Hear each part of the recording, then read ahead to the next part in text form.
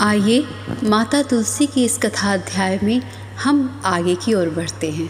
यदि आप चैनल पर नए हैं तो चैनल को सब्सक्राइब कर लीजिए और कमेंट में राधे राधे ज़रूर लिखिए, जिसमें आज आप सुनेंगे शंखचूड़ का पुष्पभद्रा नदी के तट पर जाना, वहाँ भगवान शंकर के दर्शन तथा उनसे विशद वार्तालाप। भगवान नारायण कहते हैं, नारद, राजा शंखचूड़ श्री कृष्ण का भक्त था। वह मन में भगवान श्री कृष्ण का ध्यान करके ब्राह्म मुहूर्त में ही अपनी पुष्पमयी शैया से उठ गया। उसने स्वच्छ जल से स्नान करके रात के वस्त्र त्याग दिए, धुले हुए 2 वस्त्रों को पहनकर उज्ज्वल तिलक कर लिया।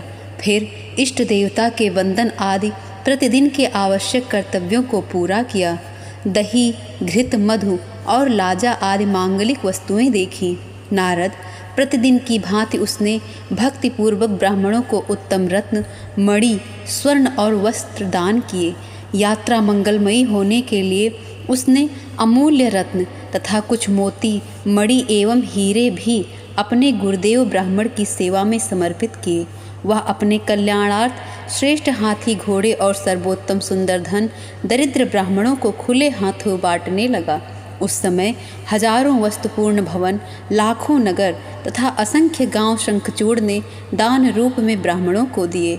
इसके बाद उसने अपने पुत्र को संपूर्ण दानवों का राजा बनाकर उसे अपनी प्रेयसी पत्नी, राज्य, संपूर्ण संपत्ति, प्रजा एवं सेवक वर्ग, कोष तथा हाथी, घोड़े आदि वाहन सौंप दिए।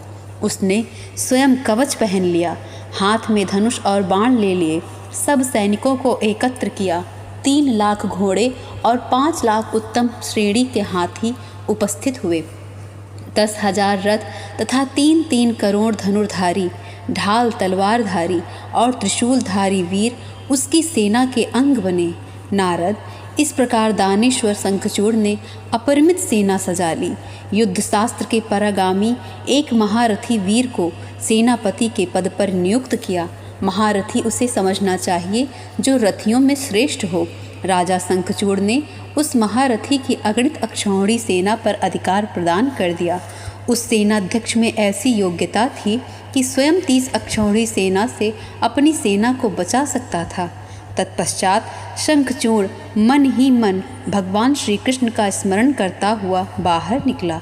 उत्तम रत्नों के बने हुए विमान पर सवार हुआ और गुरुवरों को आगे करके भगवान शंकर की सेवा में चल दिया। नारद, पुष्पभद्रा या चंद्रभागा नदी के तट पर एक सुंदर अक्षयवट है। वहीं सिद्धों के बहुत से आश्रम हैं। उस स्थान को सिद्ध क्षेत्र कहा गया है। यह पवित्र स्थान भारतवर्ष में है। इसे कपिल मुनि की तपोभूमि कहते हैं। यह पश्चिमी समुद्र से पूर्व तथा मलय पर्वत में पश्चिम में है। श्रीशैल पर्वत से उत्तर तथा गंधमादन से दक्षिण भाग में है। इसकी चौड़ाई 5 योजन है और लंबाई 500 योजन। यहाँ भारतवर्ष में एक पुण्य प्रदान नदी बहती है। उसका जल स्वच्छ स्फटिक मणि के समान उद्भासित होता है। वह जल से कभी खाली नहीं होती। उसे पुष्पभद्रा कहते हैं। वह नदी समुद्र की पत्नी के रूप से विराजमान होकर सदा सौभाग्यवती बनी रहती है। वह शुद्ध स्फटिक के समान निर्मल जल से पूर्ण है। उसका उद्गम स्थान हिमालय है। कुछ दूर आगे आने पर शरावती नाम की नदी उसमें मिल गई है। वह गोमंत पर्वत को बाएं करके बहती हुई पश्चिम समुद्र की ओर प्रस्थान करती है। वहाँ पहुंचकर शंखचूड़ ने भगवान शंकर को देखा। उस समय भगवान शंकर वट वृक्ष के नीचे विराजमान थे। उनका विग्रह करोड़ों सूर्यों के समान उद्भासित हो रहा था। वे योग आसन से बैठे थे। उनके हाथों में वर और अभय की मुद्रा थी। मुखमंडल मुस्कान से भरा था। वे ब्रह्म तेज से उद्भासित हो रहे थे। उनकी अंग कांति शुद्ध स्फटिक मणि के समान उज्ज्वल थी। उनके हाथ में त्रिशूल और पट्टिश थे तथा शरीर पर श्रेष्ठ बाघंबर शोभा पा रहा था। वस्तुतः गौरी के प्रिय पति भगवान शंकर परम सुंदर हैं। उनका शांत विग्रह भक्त के मृत्यु भय को दूर करने में पूर्ण समर्थ है। तपस्या का फल देना तथा अखिल संपत्तियों को भरपूर रखना उनका स्वाभाविक गुण है। वे बहुत शीघ्र प्रसन्न होते हैं। उनके मुख पर कभी उदासी नहीं आती। वह भक्तों पर अनुग्रह करने वाले हैं। उन्हें विश्वनाथ, विश्वबीज, विश्वरूप, विश्वज, विश्वंभर, विश्ववर और विश्वसंहारक कहा जाता है। वह कारणों के कारण तथा नरक से उद्धार करने में परम कुशल हैं। वह सनातन प्रभु, ज्ञान प्रदान करने वाले, ज्ञान के बीज तथा ज्ञानानंद हैं। दानवराज शंखचूड़ ने विमान से उतरकर उनके दर्शन किए और सबके साथ सिर झुकाकर उन भगवान शंकर को भक्तिपूर्वक प्रणाम किया।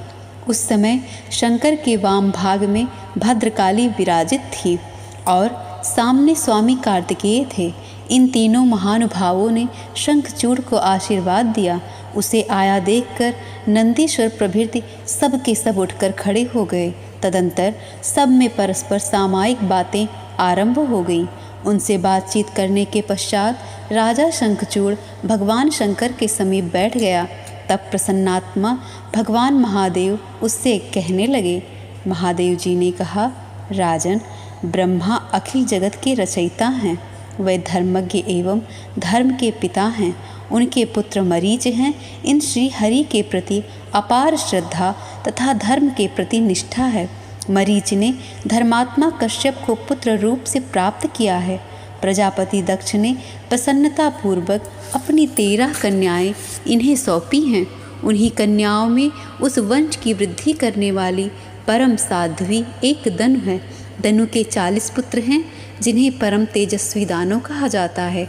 उन पुत्रों में बल एवं पराक्रम से युक्त एक पुत्र का नाम विप्रचित्त है।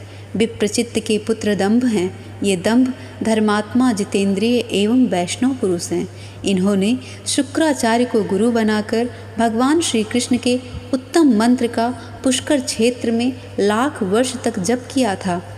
तब तुम कृष्णपरायण श्रेष्ठ पुरुष उन्हें पुत्र रूप से प्राप्त हुए हो। पूर्व जन्म में तुम भगवान श्री कृष्ण के पार्षद एक महान धर्मात्मा गोप थे। गोपों में तुम्हारी महती प्रतिष्ठा थी। इस समय तुम श्री राधिका के शाप से भारतवर्ष में आकर दानवेश्वर बने हो। वैष्णव पुरुष ब्रह्मा से लेकर स्तंभ पर्यंत सारी वस्तुओं को ब्रह्ममात्र मानते हैं। उन्हें केवल भगवान श्री हरि की सेवा ही अभीष्ट है। उसे छोड़कर वह सालोक्य, शास्त्री, सायुज्य और सामीप्य इन 4 प्रकार की मुक्तियों को दिए जाने पर भी स्वीकार नहीं करते। वैष्णवों ने ब्रह्म तत्व या अमर तत्व को भी तुच्छ माना है। इंद्रत्व या कुबेरत्व तो वो कुछ गिनते ही नहीं। तुम वही परम वैष्णव श्री कृष्ण भक्त पुरुष हो।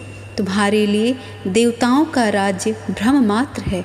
उसमें तुम्हारी क्या आस्था हो सकती है?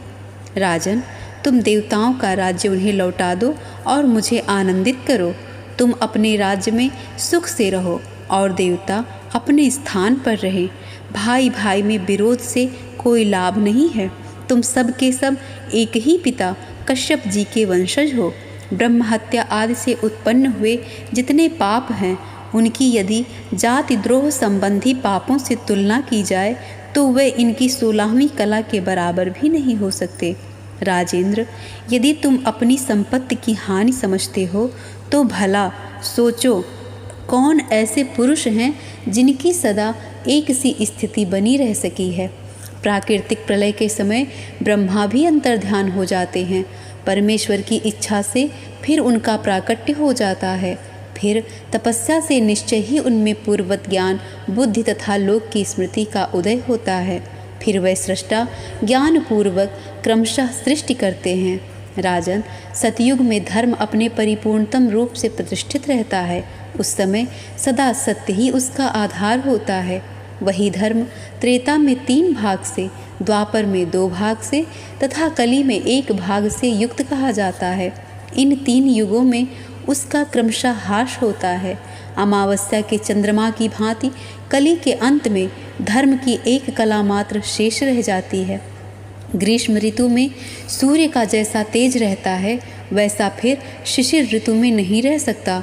दिन में भी दोपहर के समय जैसा उनका तेज होता है, वैसा प्रातःकाल और सायंकाल नहीं रहता। सूर्य समय से उदित होते हैं, फिर क्रमशः बाल एवं प्रचंड अवस्था में आकर अंत में पुनः अस्त हो जाते हैं। कालक्रम से जब दुर्दिन वर्षा का समय आता है तब उन्हें दिन में ही छिप जाना पड़ता है। राहु से ग्रस्त होने पर सूर्य कांपने लगते हैं। पुनः थोड़ी देर के बाद प्रसन्नता आ जाती है। राजन, पूर्णिमा की रात में चंद्रमा जैसे अपनी सभी कलाओं से पूर्ण रहते हैं वैसे ही सदा नहीं रहते। प्रतिदिन क्षीण होते हैं, फिर अमावस्या के बाद वे प्रतिदिन पुष्ट होने लगते हैं। नारद सर्वेश भगवान शंकर की सभा के मध्य भाग में उपर्युक्त बातें कहकर चुप हो गए। तब दानवराज ने उनके वचन सुनकर उनकी भूरि भूरि प्रशंसा की, साथ ही मधुर वाणी में विनयपूर्वक अपना भाषण आरंभ किया। शंखचूड़ ने कहा, भगवान, आपने जो कुछ कहा है वह सब सत्य है, उसे कभी अन्यथा नहीं माना जा सकता। तथापि कुछ मेरी भी प्रार्थना है, उसे यथार्थता सुनने की कृपा करें। इस समय आपने यहाँ जाति द्रोह की जो महान पाप बताया है वह यदि देवताओं को मान्य है तो राजा बलि का सर्वस्व छीनकर उन्हें सुतल लोक में क्यों भेज दिया गया? मैंने यह सारा ऐश्वर्य अपने पराक्रम से प्राप्त किया है, दानवों के पूर्व वैभव का उद्धार किया है। भगवान गदाधर भी सुतल लोक से दानव समाज को हटा देने में समर्थ नहीं हैं, क्योंकि वह उनका पैतृक स्थान है। यदि भाई के साथ द्रोह अनुचित है तो देवताओं ने भाई सहित हिरण्याक्ष की हिंसा क्यों करवाई? शुंभ आदि असुरों को देवताओं ने क्यों मार गिराया? पूर्व काल में जब समुद्र मथा गया उस समय अमृत का पान केवल देवताओं ने किया। वह संपूर्ण फल के भागी हुए और हमें वहाँ केवल क्लेश का भागीदार बनाया गया। यह सारा विश्व परमात्मा श्री कृष्ण का क्रीड़ा क्षेत्र है। वह यहाँ जब जिसको देते हैं उस समय उसी का ऐश्वर्य पर अधिकार होता है। देवताओं और दानवों का ऐश्वर्य निमित्त सदा से विवाद होता आया है। काल के अनुसार बारी बारी से कभी इनकी और कभी हम लोगों की जय अथवा पराजय प्राप्त होती रहती है। हम दोनों के विरोध में आपका आना निष्फल है, क्योंकि आप हम दोनों के साथ समान संबंध रखने वाले बंधु, ईश्वर एवं महात्मा हैं। हम लोगों के साथ इस समय स्पर्धा रखना आपके लिए बड़ी लज्जा की बात है, और यदि कहीं युद्ध में आपकी पराजय हुई तो इससे भी अधिक आपकी अपकीर्ति होगी।